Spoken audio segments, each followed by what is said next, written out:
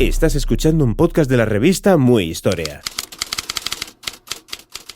Grandes reportajes de Muy Historia presenta Mafia y gángsters de la historia.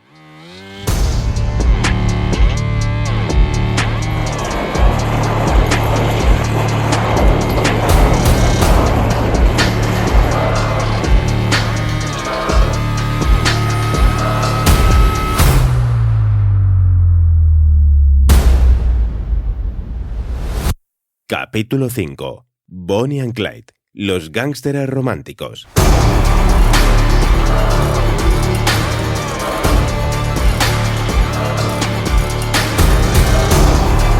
Hasta el 24 de octubre de 1929, Estados Unidos parecía un país boyante donde todo iba sobre ruedas.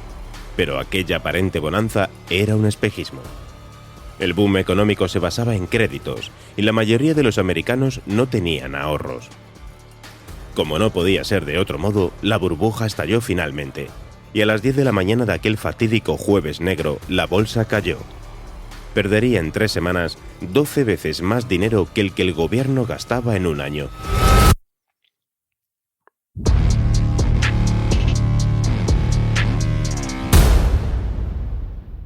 A la crisis de Wall Street siguió la falta de confianza en los bancos que, en un imparable efecto dominó, se vieron obligados a cerrar sucursales hasta que no quedó ninguna abierta en 28 estados.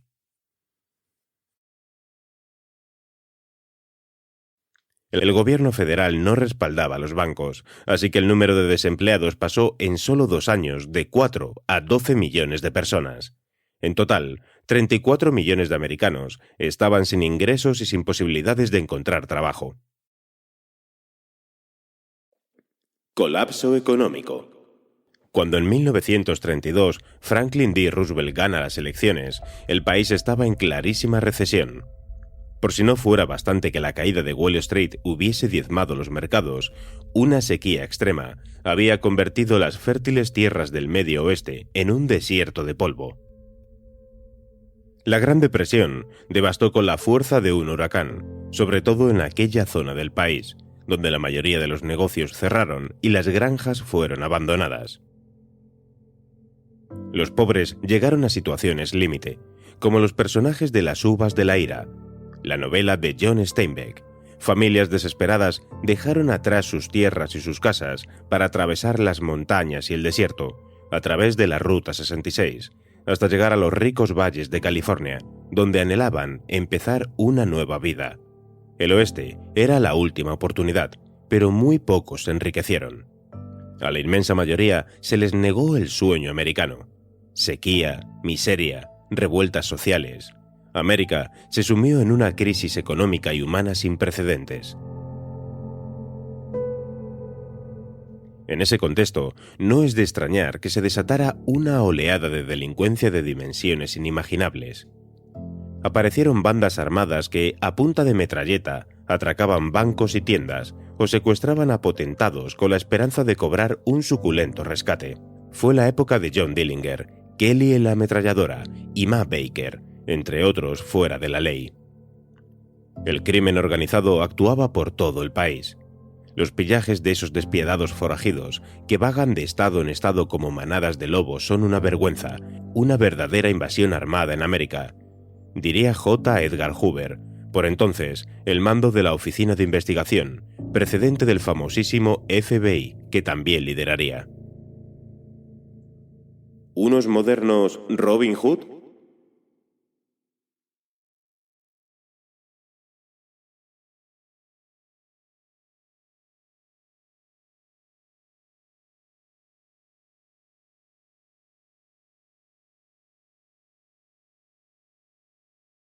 Con todo, los forajidos más infames eran una joven pareja de amantes que llevaban 2 años huyendo de la policía y acumulando delitos en 11 estados.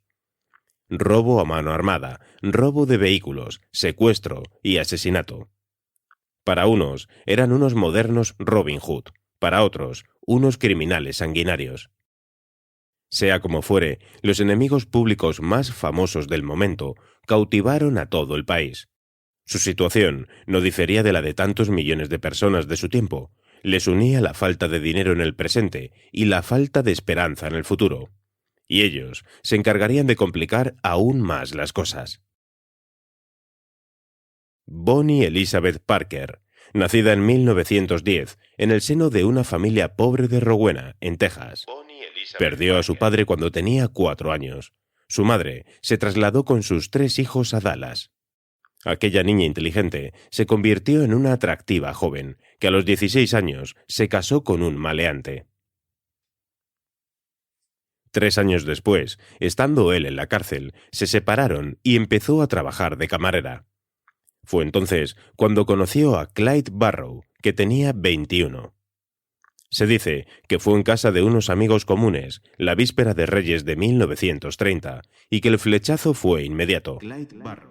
Clyde, que era más bien bajo y poco atlético, había nacido en 1909 en un área rural próxima a Dallas y también conocía la miseria. Ya lo habían detenido en 2 ocasiones por sendos robos y un tercero lo llevaría a la cárcel de Eastham Farm.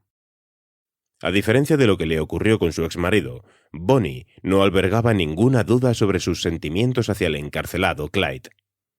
Estaba enamorada y no veía el momento de su liberación. Hasta le envió una pistola con la que logró evadirse, aunque volvió a ser capturado y devuelto a prisión. También le escribía cartas de amor que debieron reconfortar mucho a Clyde, que pasaba un calvario. Era violado sistemáticamente por otro recluso. Se llamaba Big Ed, y un buen día alguien lo mató en los lavabos. Aunque todo apuntaba a Clyde, nunca pudo probarse. Fuera quien fuese, se libró de aquella pesadilla, como también de los trabajos forzados, aunque para eso tuvo que dejarse cortar 2 dedos del pie.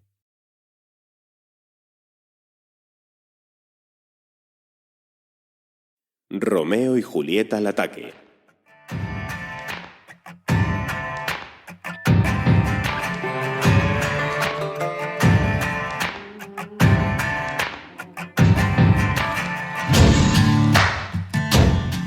A principios de febrero de 1932, Clyde obtuvo la libertad condicional y abandonó la cárcel cojo y lleno de rencor hacia una sociedad que no le concedía la mínima oportunidad.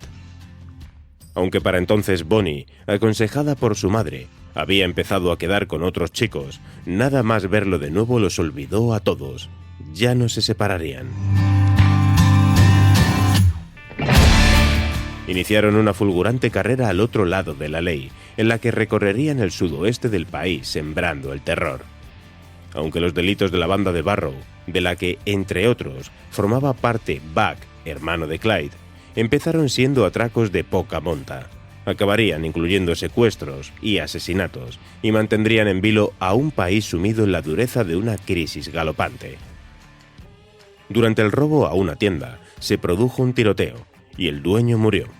Y en agosto de 1932, mientras Clyde y otros hombres bebían en un establecimiento en Stringtown, Oklahoma, al intentar el sheriff detenerlos, Clyde lo mató de un disparo. Parece ser que Bonnie no tomó parte en ninguno de los 2 crímenes. Es más, según un miembro de la banda de Weeday Jones, nunca usó un arma. Se dijo, incluso, que durante la huida lloraba abrazada a su mascota, un conejito, porque echaba de menos a su madre, que tarareaba canciones de moda y que su mayor anhelo era convertirse en una nueva Shirley Temple. Fuera cierto o invención, lo que está fuera de toda duda es su complicidad de los delitos de la banda. Por eso, también caería sobre ella la mujer más buscada de América. Todo el peso de la ley, que para entonces se había endurecido considerablemente. En efecto, a raíz del secuestro y asesinato del hijo del famoso aviador Charles A. Lindbergh en mayo de 1932, se aprobó una ley contra el secuestro, a la que seguiría otra que daba vía a los agentes federales para intervenir cuando las autoridades de un estado no conseguía detener a bandas armadas. Ya no servía ir pasando de un estado a otro para burlar la ley. Y lo más importante, los agentes federales empezaron a poder llevar armas. Estaba claro que iban a por todas y que las cosas se pondrían realmente difíciles para los fuera de la ley. Caza al forajido.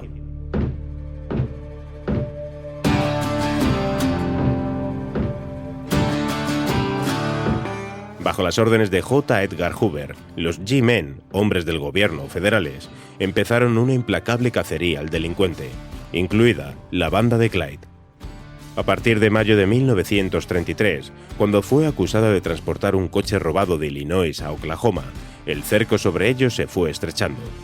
Ya solo irían de fuga en fuga, hasta la fuga final.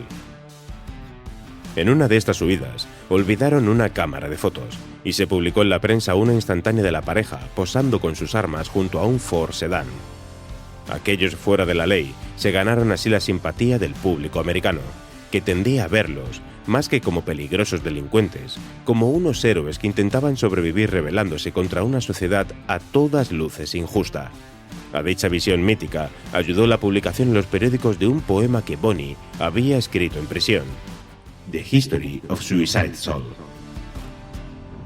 La prensa, siempre necesitada de lectores, detectó un filón en aquel tándem formado por un exconvicto y su atractiva novia.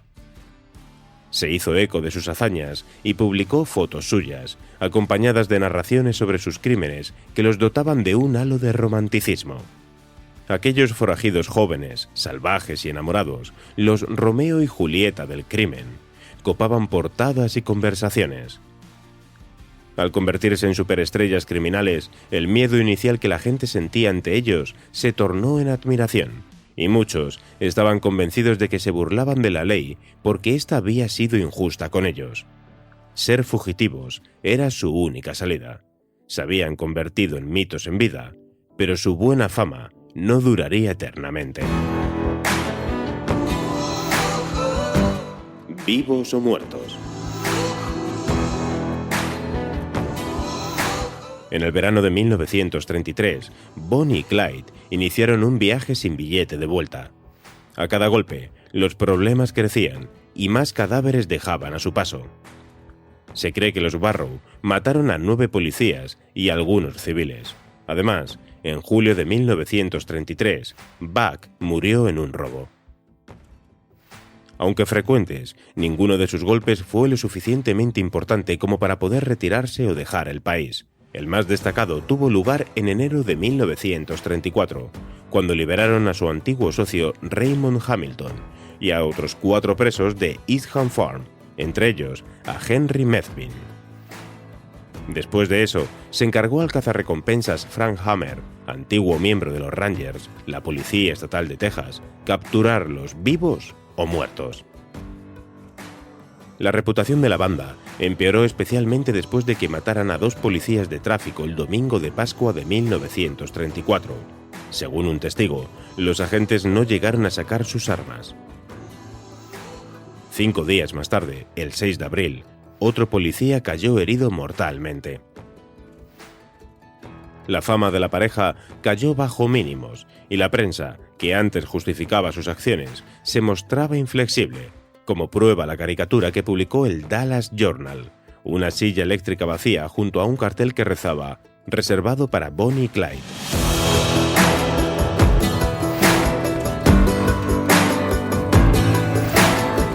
El 19 de mayo, Bonnie, Clyde y Methvin se vieron obligados a separarse.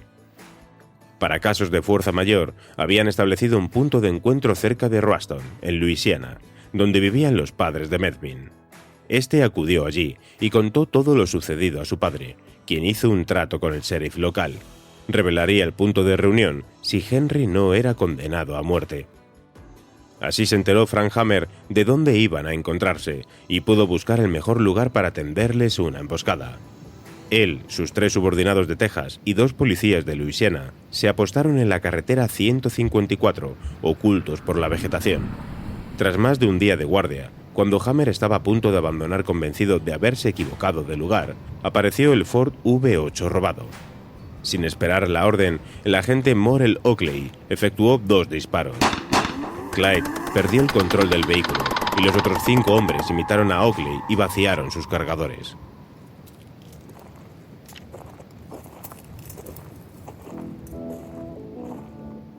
Final trágico.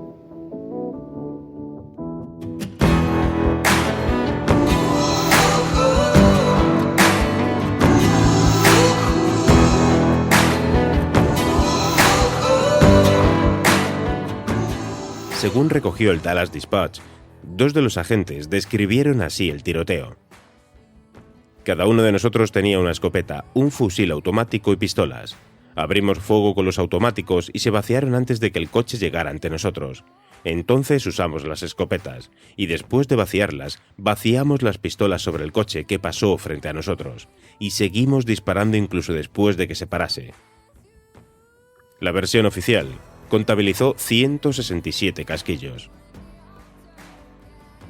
Ambos cuerpos estaban destrozados, sobre todo el de Clyde, al que alcanzaron más de 50 balas. Aunque la banda se había ganado a pulso la infamia, la actitud de los agentes, los únicos testigos, fue cuestionada, sobre todo tras correrse la voz de que no habían dado a los fugitivos posibilidad de rendirse.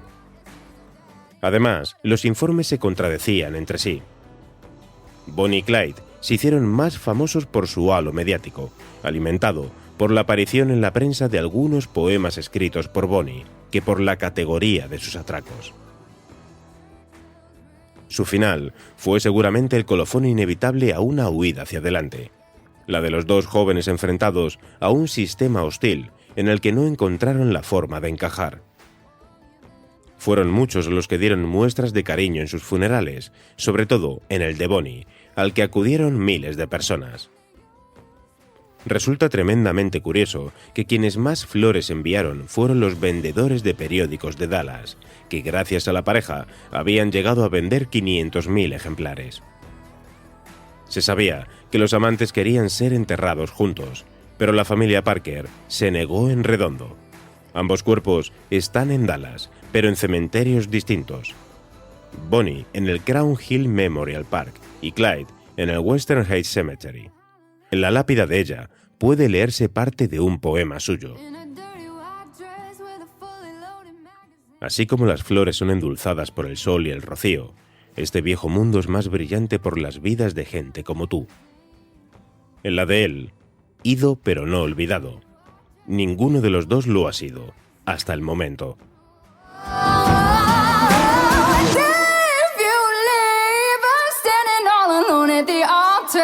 Daddy's daughter's got a shade in ways, a pistol that her daddy bought her hidden in a gutter, and she ain't afraid to use it. It's up to you how you're gonna be blood, just blood. Muchas gracias por escuchar los podcasts de Muy Historia. Te esperamos con más contenidos en muyhistoria.es.